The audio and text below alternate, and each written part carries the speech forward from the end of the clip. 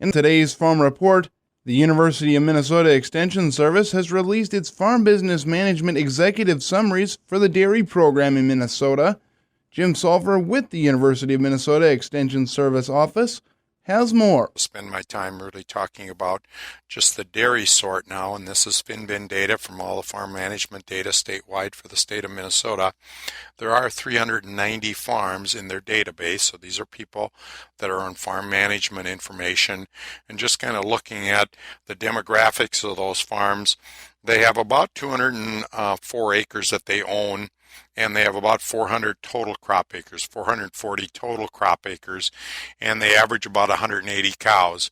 So it's maybe not the typical farm driving up and down the road, but remember these are averages. So our median farm in Minnesota now is about between 60 and 80 cows, but our average farm size, because of course big farms can tend to skew that a little bit larger, is about 125 or 130 cows.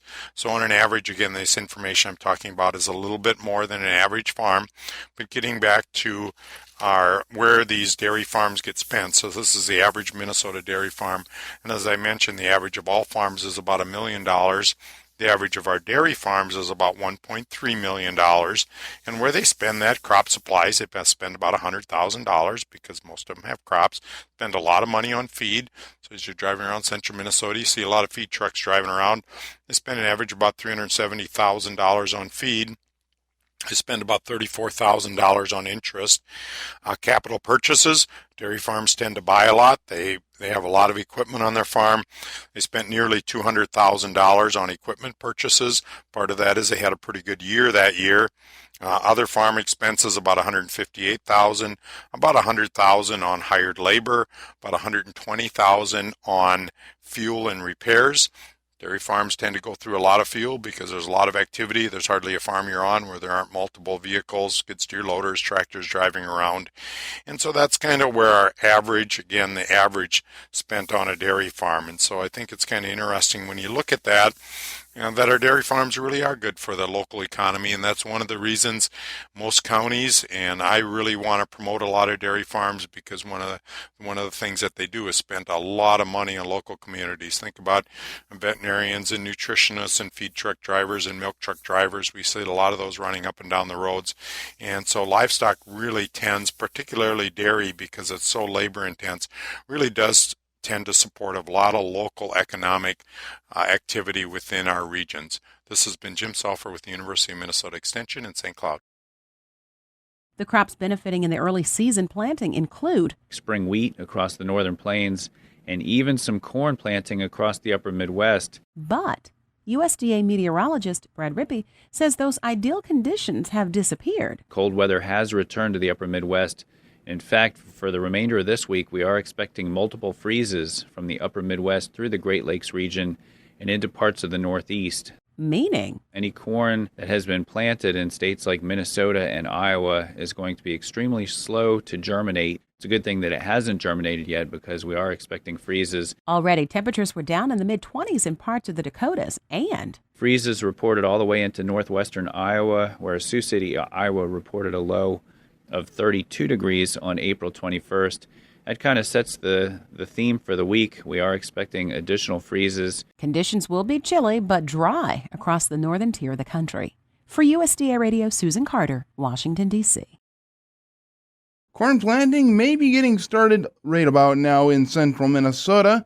Dan Martins with the University of Minnesota Extension Service office shares some highlights from Minnesota Extension corn specialist Jeff Coulter. Minnesota Extension corn specialist Jeff Coulter posted an article this week on Minnesota Extension Crop News website called Agronomic Responses to Planting Date and Planting Density.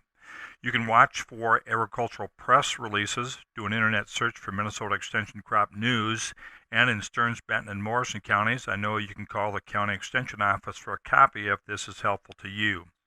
Coulter writes that few decisions for corn production are as important as those related to planting, including hybrid selection, row width, planting date, planting rate, which affect corn yield and net return. Planting rate is also important because seed cost typically represents about 15% of the total cost of corn production, and the goal is to get more than $1 back for $1 spent. Coulter writes that hybrid selection is one of the most important decisions. In University of Minnesota variety trials, numerous commercial hybrids are evaluated at multiple locations. The top 10 yielding hybrids routinely average about 40 bushels per acre more than the lowest 10 at a given location. It's best to choose varieties that have performed well in multiple trials in the same region. Coulter writes that maximum corn yield is generally obtained when planting occurs in late April to early May. Obviously, this can be affected by temperature patterns and soil moisture. Coulter reports that research in Illinois and Minnesota shows that optimum planting population is not affected by planting date. Optimum planting rates can be different for different relative maturity ratings and growing conditions.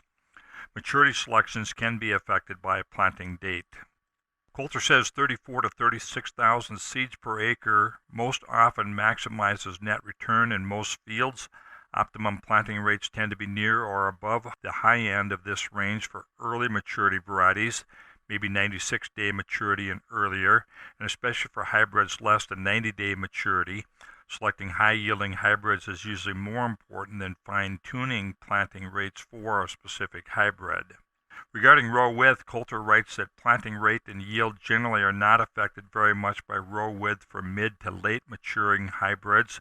Early maturity hybrids, less than 90-day maturities, planted in northwestern Minnesota produce 4 to 5% higher grain yield when planted in rows narrower than 30 inches. These early maturity hybrids also had optimum planting rates 3,500 seeds per acre higher when planted in narrow rows. In our area, we have a lot of variation with soil types and water holding capacity. It can be very useful for farmers to do some strip trials on their own land to evaluate planting rates for their conditions. Your experience on your own farm counts a lot. It's also good to compare notes with your seed company rep. Their understanding of opportunities and limitations with their varieties should be useful to consider, along with your own experience in university research. I'm Dan Martins with U of M Extension. I hope you continue to make safety a part of your spring work discussions. Crop producers have until June 1st to certify conservation compliance in order to become or remain eligible for crop insurance premium support, per the linkage of the two in the 2014 Farm Bill. And Agriculture Secretary Tom Vilsack emphasizes that the June 1st deadline to turn in what is known as the AD 1026 form will not change. Because of the nature of how this is interrelated to crop insurance, the June 1 deadline is a hard and fast deadline, because if we extend beyond that, then we're in a situation where it may impact and affect adversely the issuance of crop insurance. So June 1, absolute hard, fast deadline, no extensions. And that deadline will especially be important to specialty crop producers who now must file certification forms to remain eligible for crop insurance premium support. For many specialty crop producers, this is the first time they've ever had to deal with this kind of thing before. That's why we have, for the last 6 or 7 months, been reiterating about this June 1 date. I'm Rod Bain reporting for the U.S. Department of Agriculture in Washington, D.C.